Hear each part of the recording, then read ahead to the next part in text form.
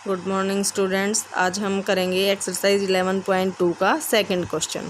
First question था, उसमें हमें ट्रायंगल कंस्ट्रक्ट करनी थी जिसमें एक साइड दी हुई थी, एक एंगल और दो साइड का सम दिया हुआ था। लेकिन सेकंड क्वेश्चन में क्या है, वही आपको ट्रायंगल कंस्ट्रक्ट करनी है जिसमें बेस आपको दिया हुआ है, बेस एंगल एक दिया हुआ है, लेकिन यहाँ आपको डिफरेंस दिया हुआ है दो साइड्स का। पहले हमें दो साइड्स का सम दिया हुआ था, अब आपको डिफरेंस दिया हुआ है।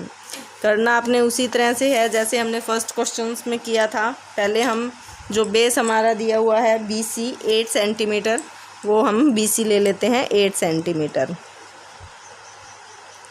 BC साइड आपको दी हुई है 8 सेंटीमीटर, ये हमने 8 सेंटीमीटर हमारी लाइन ले ली BC। एंगल B आपको दिया हुआ है 45 डिग्री। अब एंगल B 45 डिग्री है। एंगल हमने पहले किया 45 का कैसे बनता है, पहले हम क्या बनाएंगे 90 डिग्री का एंगल बनाएंगे। 90 का हाफ क्या होता है 45। ये 90 का एंगल बना लिया हमने। ये लाइन आपने डॉटेड करनी है।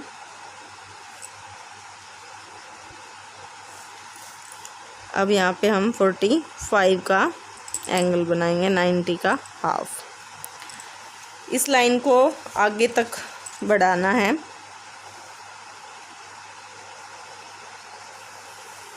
इतना हमने फर्स्ट क्वेश्चन में भी किया था। फर्स्ट क्वेश्चन में क्या था, बेस जितना हमें दिया हुआ था वो हमने किया, फिर हमने जितना एंगल दिया हुआ था वो बनाया और एंगल वाली जो लाइन थी उसे पूरा लंबा किया और जितना हमें दो साइड का सम दिया हुआ था वो हमने कट कर दिया। अब हमें यहाँ दिया हुआ है डिफरेंस, तो हम उतना ही डिफरेंस जितना दिया हुआ है कट कर देंगे। डिफरेंस हमें दिया हुआ है AB minus AC equal to 3.5। तो आप अपनी कंपास 3.5 ओपन करोगे, यहाँ ऐसे कॉपी पे रख के भी कर सकते हो। 3.5 हमने ये कंपास ओपन कर ली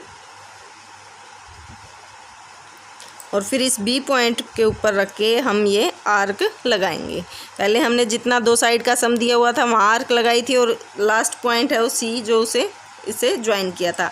अब ये यहाँ इंटरसेक्ट कर रही है, तो यहाँ से हम इस C पॉइंट को क्या करेंगे, ज्वाइन करेंगे।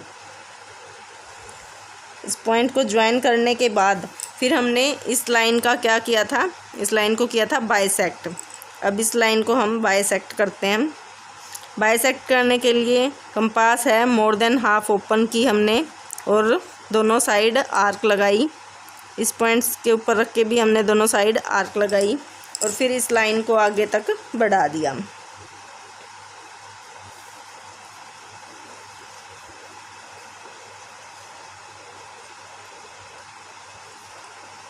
ये भी आपने डॉटेड ही करना है।